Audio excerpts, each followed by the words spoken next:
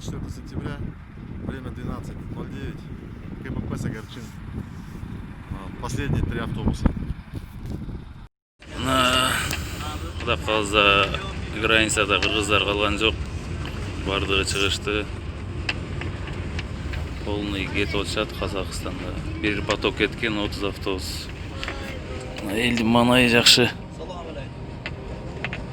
Бардығы разы.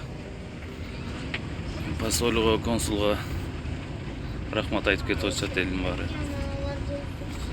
25 сентября, 4 часа утра, ровно сутки, как мы начали процесс отправки граждан Казахстана на родину. Турхашхаевич, как всегда, оформляет СВР, очередной СВР.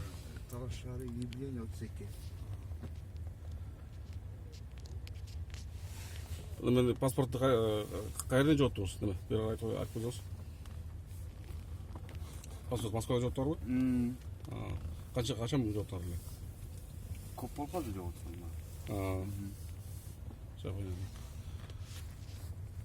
Турхашхаевич, это какой уже СВР получается? Примерно? Это 23. 23. Это кроме продления паспортов, да? Да, продление чуть больше. Чуть больше. Ага. Вот так процесс идет. На данный момент примерно отправили 2,5-400 тысяч граждан. Перенаправили, то есть пока в сторону Казахстана.